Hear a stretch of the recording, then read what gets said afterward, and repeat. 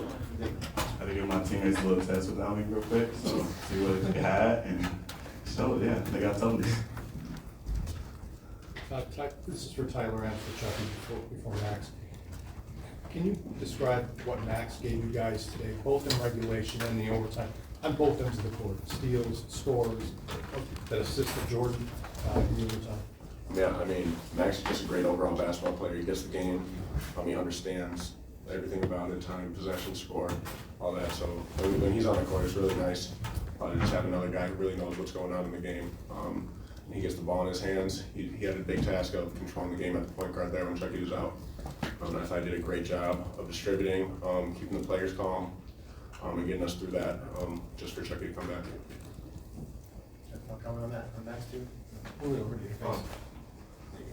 Wahls in the game, you know, he kept control of the game. You know, when I went out, I was watching back in the locker room. You know, he just good tempo point guard. You know, as well as Kamari McGee when he came out. And when I came back, you know, I tell everybody, you know, he has a little Brad Davis in him. He doesn't care who he's guarding, who he's playing against. You know, he just wants to battle, wants to fight, and that's what I love playing with. Max and Tyler, when Chucky goes out, what did you notice about how you guys were playing without Chucky versus with Chucky on the floor? You know, really trying to keep it the same. Obviously, it's a lot different when Chucky goes down for us. You know, I have to make a lot of adjustments and do a couple different things. But yeah, it hurt when he went down. But I mean, when I heard the crowd roar all of a sudden, I saw 2 or 3 jogging back in. I knew we were going to be all right.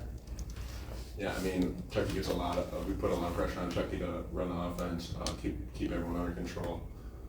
But it wasn't just Max that came in and got the job done. It was the guys off the bench like Kamari McGee, Isaac Lindsey, those guys that really kept us together as well, bringing some energy and bringing some minutes that we were missing.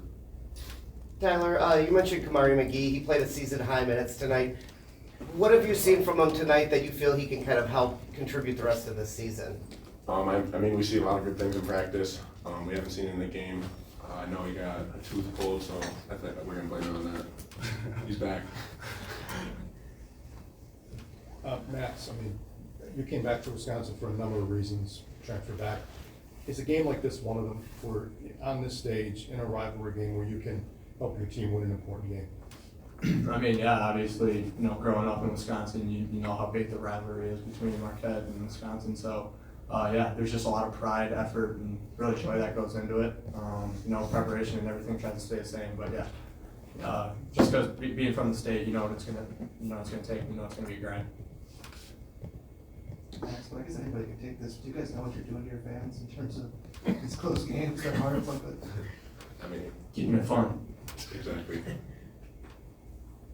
To whoever, it felt like Marquette's defense was giving you guys a little bit of trouble. You had a season high 15 turnovers today. What was it about their defense that was giving you guys issues? I mean, yeah, they're a very physical team, very quick, athletic. They get up and down the court. They're fast. But they were just getting in our stuff. We were kind of making uncharacteristic turnovers, but it was good. We kind of straightened that in the last 4 minutes in overtime, and that's when it really matters. We haven't talked to Chucky yet, so we don't know what he drew up in those 2 timeouts, the long passes, but you took both of them off. What were you guys looking for in your huddle that you tried to take away from them? Yeah, well, we had Steve on the ball, and I was guarding the big back there, so kind of flashback to Purdue. I feel like I was just roaming. The ball has to travel a long ways, and I feel like I can read it pretty well. So I saw the ball go up in there, and I just went and attacked it. Tyler, you guys said it's just keeping it fun, but having all these games that are this close, this high intensity, this early, how much can that help as you guys build towards the season and ultimately get to where you want to be?